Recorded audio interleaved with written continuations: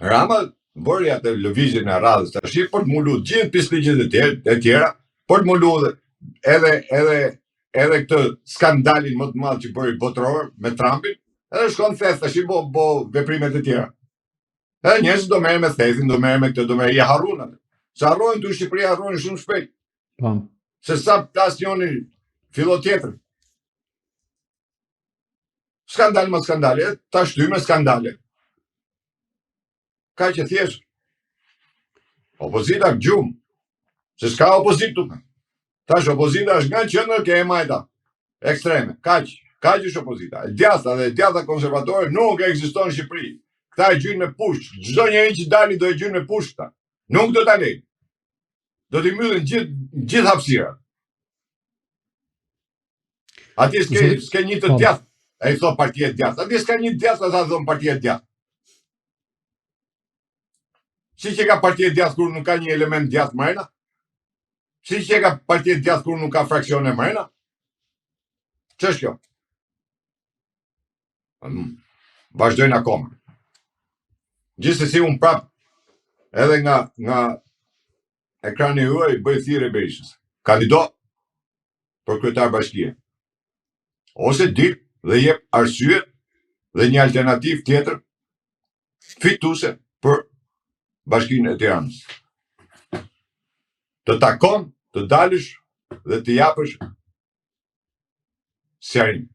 Dhe këtë po ta bëj unë, njihemi shumë mirë, e di shumë mirë. Edhe se kush jam e çfarë jam. Jemi miq prej vitesh, para 90, se këta njohin Berishën gjithë 90. Kështu që dil dhe jep alternativën ose kandido vetë. Jep arsye pse nuk kandido. Ka që kërkojmë Berishës. Kam të drejtë morale. Se të partije kena themelu ne, nuk ka themelu Berisha ka arvon. Kemi dhonë ne asaj partije. Dhe ne kemi të drejtë morale ta kërkojmë. Ata kanë marrë ofiqet, ne s'kemi marrë asgjë. Ne s'u futëm me marrë ofiqe, me gjymu posteve. Por ama vjen edhe i moment që edhe ne kërkojmë me sa. Ne dum ti ke Rama, urdhëro bujëm, ja ku e ke fushën, dil dhe edhe fitoj. Me që e misionar, dil fitoj. Misionari del në krye. Të dali dhe ta shpalli kandidaturën dhe dali të fitoj. Është më i votuar, 530.000 vota ka marrë. Janë deklaratet e tyre që janë të mia. Urdhëro bujëm, dali dhe ta fitoj. Ka që thjesht është. Po të bëjmë skandale, për me mbyll skandale, kemi 35 vjetë që bëjmë skandale për të mbyll skandale. Ne jemi si puna asaj që bën një gënjeshtër, thu një më të madhe, thu një më të madhe, thu një më të madhe, thu një më të madhe. Dhe ta kështu, derisa plas në fund fare, si që plasi Ramës me Trumpin. Bë skandal të mbyll, të bëj këtë mbyll, të nuk e gjeti herën e parë gjë që tha Trumpi e keqja botës, vazhdoj me skandalet tjera, vazhdoj me tjera, tash i plasim në fund fare, do plasi diku. E keqja do bëj punë vetë, po e ka dhe ajo i fund. Kështu që edhe këta, nëse duan, bujën. Rama ka 3 qeregun i kam burg, skandalet i ka, raportet e departamentit i ka, kryetarin e bashkisë e kam burg, urdhëro bujën ta fitoj. Situatë më të mirë përfitu, ka jo. Ka që thjesht. Zoti Merkoçi, në optikën tuaj, si mendoni, çfarë do të ndodhë me Erion Veliajn tashmë? A është i azjesuar tërësisht politikisht apo ka gjasa dhe shanse që mund të rikthehet në jetën politike? Tash si mund të kthehet në jetën politike kur i ka çelësat në det? Erion Velia nuk del për burg, jo më kthehet në jetën politike. Erion Velia po bën atë luftën e tij. Ajo që ju kam thënë që Erion Velia ka fol, njerëzit se besuan, s'ka rëndësi. Kodet, kur dërgojt kodin Erion Velia që tha, po fola unë të dhe jesh lajmi parë, a i ka fol. Ka fol para spaku? Po, ka fol ke spaku, ka fol Erion Velia. I ka dhënë sinjalet Erion Velia. Mbiles një nga arsyet pse Ramës ju bë kallëzim penal që u regjistru, kallëzimi penal dhe po ta shihni është me gjithë Erion Velin kallëzimi penal, nuk është vetëm i Ramës. Janë të dy në lojë me emër nominal. Edi Rama e Erion Velia. Për 5 maj.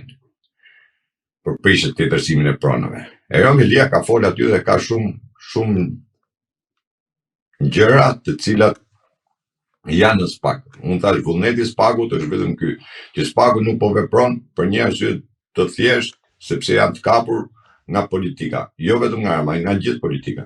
Po ti vesh re, të dy krahët janë në sinkron me njëri tjetrin. Herë është njëri, herë është tjetri, pastaj lavdron njëri, pastaj tjetri, pastaj e fillojnë e shajnë prap.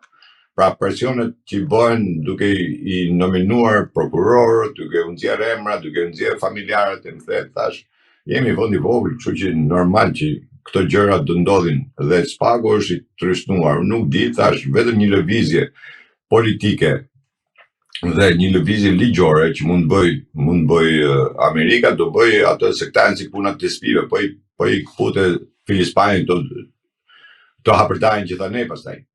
Sepse janë të gjithë të korruptuar. Këta edhe oligarkët i cakto partia.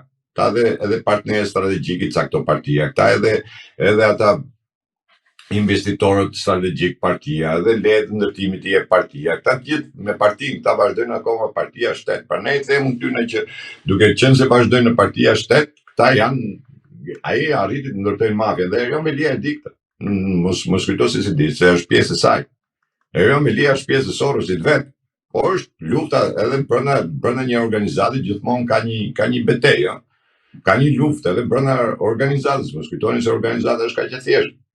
Ata nuk mund të prishin organizatën, por tek e fundit një luftë për pushtet edhe aty ekziston. Dhe Velia tashmë e ka prej faturën e tij politike. Erion Velia nuk mund të kthehet më në politikë. Sa do që të bëhet, si do që të vi puna, Erion Velia do të tregoj një farë dinjiteti tashmë të tij, duke bërë numra me gjykatën kushtetuese, sepse nëse Erion Velia do donte vërtet, do të ishte ai Erioni që ju mbani më ditë për Tiranën, bëhesh terror, ai bënte gjithçka. Momentin që u arrestua Erion Velia, normalisht duhet të jepte dorëheqjen vet si kryetar bashkie dhe po tip të dorëheqjen vet, ai nuk e kuptoi që po tip të dorëheqjen vet do kishte edhe privilegje, se nuk do mbahesh më si i arrestuar, u mbajt pikërisht për arsye sepse ky mund të prishi prova, po të shkojnë në zyrë, ose do intimidoj, siç edhe doli me bushkën e me kompani, që do intimidoj njerëz, do vej njerëz në lëvizje dhe prandaj u mbaj. Dhe ky po të kishte dhënë dorëheqjen nga kryetar bashki, do ta kishte më të lehtë edhe për masën e sigurisë, mund të kalohesh edhe mas sigurie, arrest shtëpie, nuk kishte ndonjë gjë.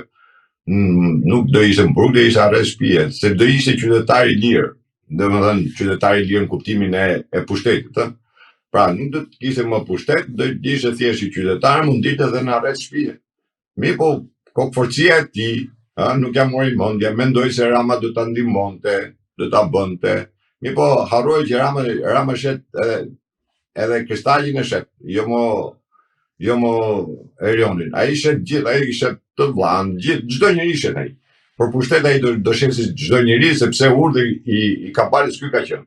Në çdo kusht, në çdo formë, në çdo moment ti duhet të rish kryeministri i atij vendi. Dhe unë jo pa qëllim e përmend këtë disa herë që ai ka marrë urdhër të tillë dhe ky urdhër që ka marrë ai ka bërë që ai do bëj çdo lloj lëvizje dhe çdo lloj gjëje.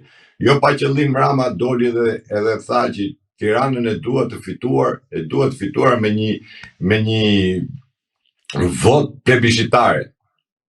Dhe unë pranaj ngul këmbë tek ajo që dali Berisha dhe ta marri kandidimin e Tiranës. Pra, nëse do që ta sulmoj Ramën.